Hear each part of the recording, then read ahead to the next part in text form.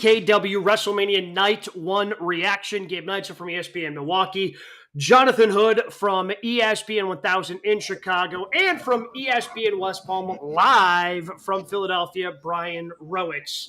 All right, guys, we just saw the main event. The Bloodline took down Cody Rhodes, Seth Rollins. Bloodline rules for the main event on WrestleMania Sunday. What was your biggest takeaway from night 1 of WrestleMania? Well, definitely Bloodline rules. We knew this was going to happen.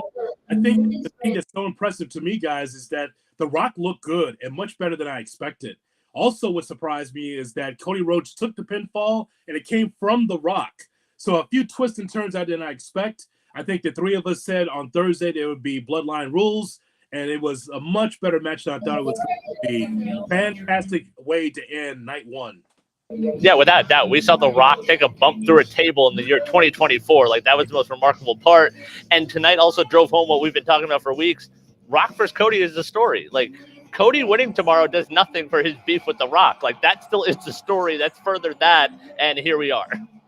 Yeah, look, I assumed that The Rock was going to get the pin because otherwise why have him here? I just assumed it was going to be against Seth, and you'd be able to play that up, and they certainly played up the injury angle with Seth, with Michael Cole yelling before they went off the air, man, Seth can barely walk. So I am hoping that they kick off WrestleMania Night 2 with that match, and we could get the squash match that I have been thinking they could do for that World Heavyweight Championship. But, I mean, to your point, man, like, The Rock's always been a massive human being. He looked in incredible shape tonight. I did not expect The Rock to look the best in the ring in terms of physical condition. And, I mean, other than that, it was a typical Bloodline match. Like, it's not your Meltzer 5-star classic, but it's great storytelling that they do within the ring, playing up the injury angles with Seth Rollins, doing, again, they were a little late, cutting out the F-bomb on the broadcast there. I'm sure you did not see that, Brian, being there live in Philly, but we got the F-bomb of him cursing out the official, telling him he's got to do, whatever The Rock says because he's the final boss. But I thought it was as good as we could have hoped for a main event in night 1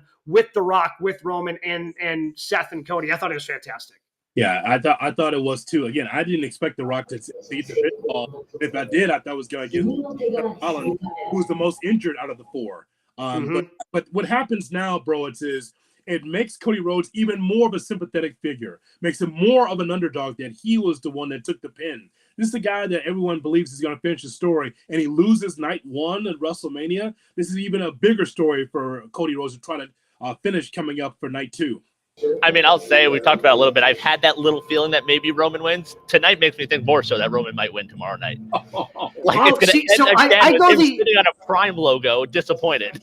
I go the other way. I mean, if Cody didn't eat the pin tonight, they're not going to have Cody eat the pin in the main event back-to-back nights. And again, by Seth not taking the pin, I think that also telegraphs him eating the pin against Drew McIntyre tomorrow, certainly. But I don't think they're going to have Cody eat the pin in back-to-back nights to lose, to set up the Bloodline rules, and then to not have the chance at the championship. I don't think it happens. Expect the unexpected. Hey, look out there at the mat right now. Look outside. Is Cody still sitting in the middle of the ring? I believe he is left. How about marketing? They made some dollars tonight, didn't they? Yes, every match made some dollars. There's no question about that. It shows you that the WWE is thriving. So I love that match. Also, something I don't think the three of us thought also with the Intercontinental Championship, Gunther actually loses to Sami Zayn. I thought that the build for this was kind of late. We saw that great video package with Sami Zayn working out kind of like Rocky in the Rocky movies, and Sami Zayn actually pulls it out, wins the Intercontinental Championship. No one cashes in on him. There's no Damian Priest cashing in on him. So Sami Zayn finally gets his big WrestleMania moment as a singles wrestler and wins over Gunther. That was amazing. Yeah, thank God that we didn't see somebody run to the ring and try to cash in on a mid-card title. So thank you, Hunter, for not making us go through that for the second. Although I guess the U.S. title is still tomorrow, so who knows? I'm hoping we can avoid that. But it's one of those things. Why did he not cash in on Rollins again? If Rollins can't walk and he's laid out, wouldn't tonight have been a good chance also? Again? Yeah. In kayfabe, Drew McIntyre went back to the hotel. He was not there. I guess Priest was sad about the ladder match, so he went back. But maybe that's what it was. Okay, my bad. Yeah, but as far as that match, first of all, the match was fantastic. And it's one of those things where that Rocky montage that they did on Monday Night Raw that didn't really hit with me on Raw. It's one of those things where the video package ends up being better than what the actual build was. They were able to grab some different things that kind of happened over the last couple of weeks and turn it into a great video package. It's not the first time WWE's been able to do this for a match at WrestleMania, but that brainbuster that to the top turnbuckle, like to me, that was the move of the night. Like that was, I mean, match of the night we can talk about, which was the opener, but the move of the night was Sami Zayn brainbuster to the Intercontinental Champion and Gunther. I thought that was fantastic. It was creative, and Sami gets his moment, which is, I'm sure. Now, Broich is back in on Sami Zayn despite leaving him for dead. I don't understand what he's doing with this guy, Sami Zayn, but I was excited for Sami. Yeah, this bandwagon jumper who said that the Intercontinental Championship is below him. Below him. Right? You recall this, right? Yep. Uh-huh. Is that what we do? Am I misremembering that he said it was below him? He said No, that. I see. Okay, that's exact. And now he's back in. Now that he sees them, he holds up the championship, and then he gets the goosebumps like The Rock. He gets the goosebumps. Feels good about Sami Zayn again. I tune in to see Gunther and Sami Zayn, and I get Gunther against El Generico because I haven't seen that move since El Generico. I paid $10 in ROH to see him do that move, and all of a sudden El Generico, something I have, because by the way, you couldn't do that under Vince. There's no way you could do that move. That's so dangerous. That's a ROH indie move, and he did it. And that really was the catalyst for him to win the Intercontinental Championship. And even the production before the match, the whole backstage stuff, the family, the Gable, the walk into the ring, the bump in with KO, like every part of that match was perfect. Like Gabe, you say Rhea Becky was match of the night, and that was great. I think the IC title match was match of the night. Yeah, I really thought that Becky and Rhea set the tone. I really enjoyed that match. And look, we didn't know who was going to win that match, right? And I think they make the right call with Rhea going over. It was, to me, it was the most fun I had watching any match. Although that IC title was a very close second because, as you mentioned, El Generico came out of nowhere. And it's just crazy because under Vince, Sami Zayn, when he was doing that, oh, I got screwed, or he was like that Federation leader thing where he had the Fidel Castro hat and the jacket thing, like they weren't letting him wrestle. They weren't letting, to the point where I'm like, is Sami hurt? Is there something wrong? They weren't letting Sami Zayn be Sami Zayn. And I think that's one of the best things that Triple H has been able to do is unleashing the tremendous professional wrestler that is Sami Zayn to the audience. And shockingly, the audience has flocked to Sami and grabbed onto him, except for Brian, who left him for dead. Yeah, he certainly did. As far as Rhea Ripley and Becky Lynch is concerned, Gabe, you're right. That's how you set the tone. Get a good match like that. It further establishes the dominance of Rhea Ripley, of how strong she is. I made the parallel on Thursday talking about the Bret Hart kind of Shawn Michaels kind of situation with their two personalities being different. Becky gave a great showing, and we know that she can go. But Rhea Ripley is so strong, I don't know who can beat her. And it's a strong division. NXT, SmackDown, Raw, they're strong divisions. I don't know who's going to beat Rhea because Rhea looks so down in the ring. Yeah, and I think Becky's made the point, like, oh, we don't see you wrestle. I think that's keeping her special. Like, that's making her that much better that we see her out there so infrequently to when Rhea does go out there, she puts on a show. Is that her wrestler? Is that her talking? Yeah, the presser's playing here in the press box, which is where I'm at, which I thought this would be a quiet area. The Spanish radio booth does not get the Wi-Fi that I'm on. So, yeah, if you want to listen to Rhea, that's playing through the speakers right now. Yeah, look, and again, I think that eventually the big money is Rhea versus Bianca Belair.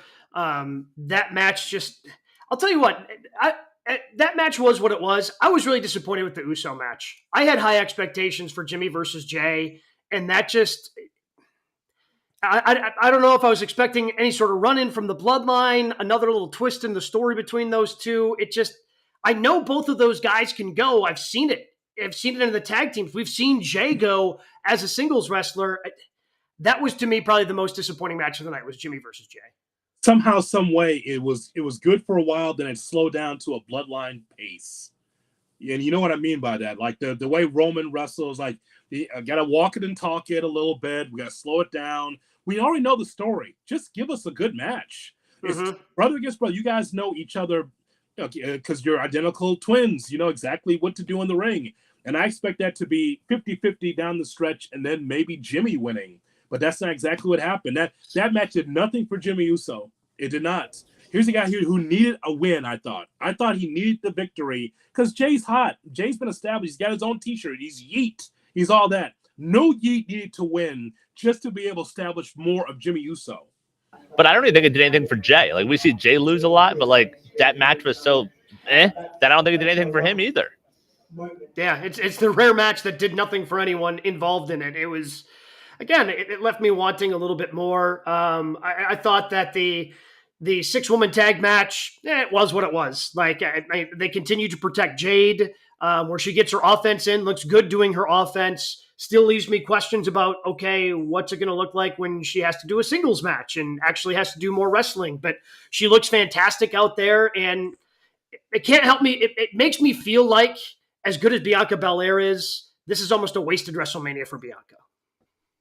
Well, I mean, you look around, Gabe, and you say, well, who's the suitor? Who's the matchup for her?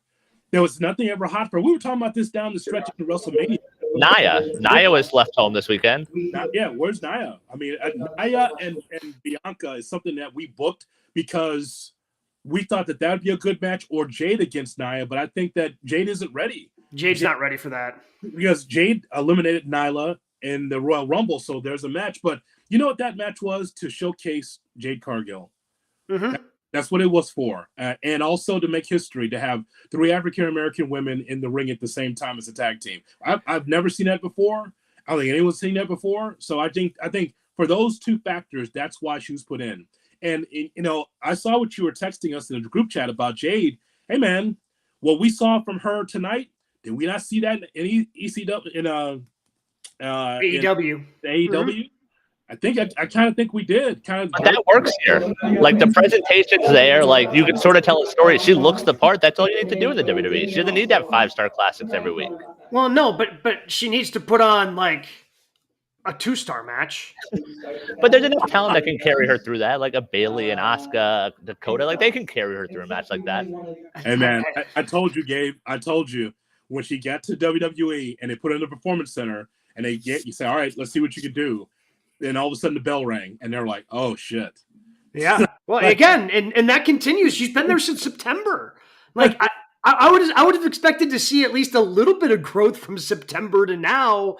And that's why it makes me, and don't get me, like, their entrance was also great. Like, I love the entrance that they had, the way they blended Jade with Bianca and Naomi. I thought that was a great entrance. I mean, other than The Rock, probably one of the best entrances of the night. But it's just, again, with Jade, it just leaves me wanting more. And the more they can't actually showcase her in real, you signed her in September as one of the hottest free agents, and we've seen her in a Rumble and a 6-woman tag match. There just hasn't been enough there for me. But other than that, I think it's been a great night, WrestleMania Night 1. I thought it was good pacing. Brett, do you have a final number for us, Brian?